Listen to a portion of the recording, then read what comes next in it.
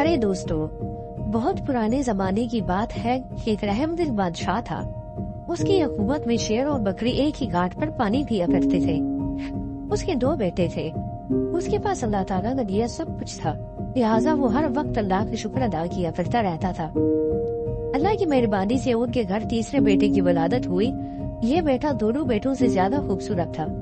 بادشاہ بہت خوش ہوا اور اس نے اپنے شاہی خزانے سے رعایا کو خوب نوازا، اس حد تک نوازا کہ ملک کے سب غریب لوگ امیر ہو گئے۔ 40 دنوں تک یہ سلسلہ جاری رہا۔ اس کے بعد بادشاہ نے شہزادے کی قسمت کا حال جاننے کے لیے شاہی نجومیوں کو بلایا۔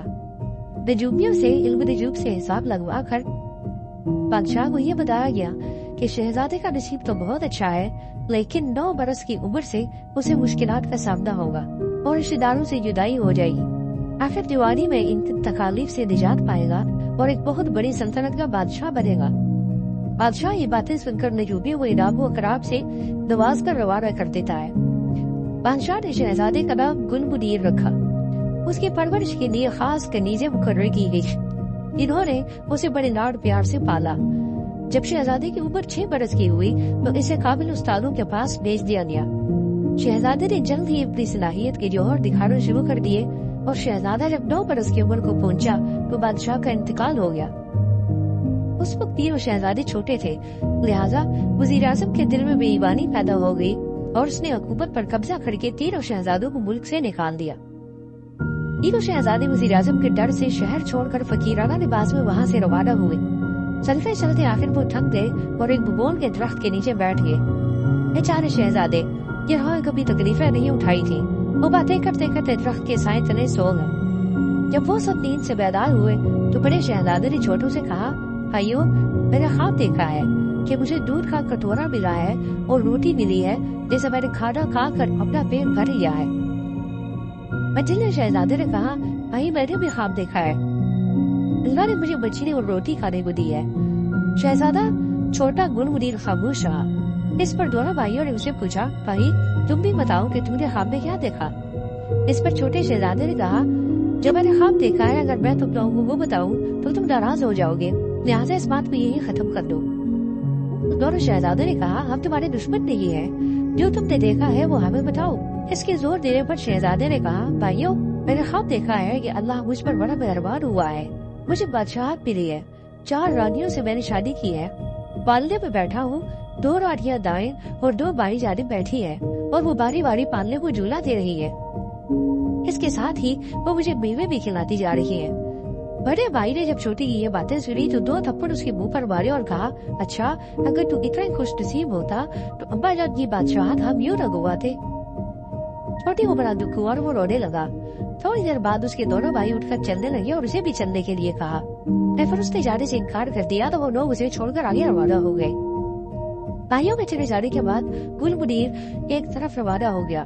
چلتے چلتے شام ہو گئی، سورج ڈھل گیا، لہٰذا وہ درخت کے نیچے رات بسر کرنے کے لیے سو گیا۔ اس درخت پر ایک آدم غفور دیو رہتا تھا۔ اس نے جب دیکھا کہ ایک آدم ذات انسان درخت کے نیچے سو رہا ہے تو اس کے منہ میں پانی بھر آیا۔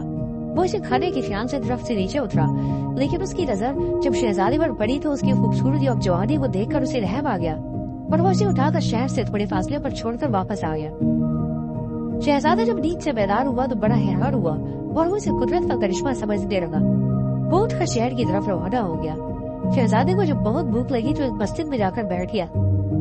نمازی اسے مسافر سمجھ کر کھانا دے گئے۔ وہ کھانا کھا کر آرام کرنے لگا۔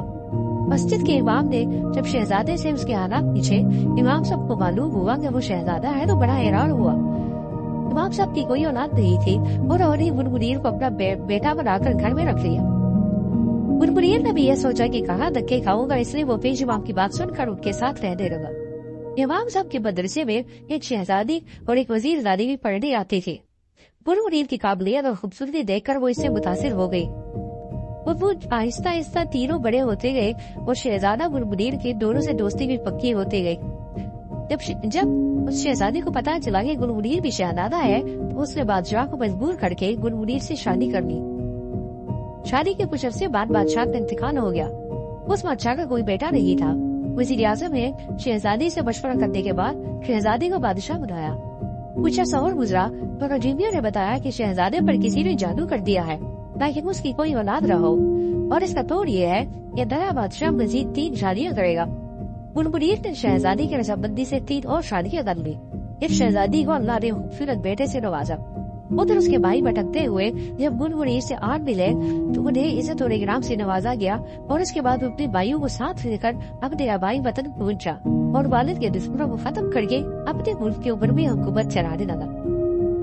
دوستوں، امید کرتے ہیں آپ کو ہماری آج کی کہانی ضرور پسند آئی ہوگی۔ اگر آپ اس طرح کی مزید کہانیاں سننا چاہتے ہیں تو ہمارے چینل کو سبسکرائب کریں اور بیل آئیکن کو پریس کریں تاکہ ہمارے چینل پر ہر نئی آنے والی ویڈیو کے بارے میں آپ کو بر وقت اطلاع موصول ہو سکے۔ ایک نئی ویڈیو کے ساتھ ملتے ہیں بہت جلد، تب تک کے لیے اپنا خیال رکھیے۔ اللہ حافظ۔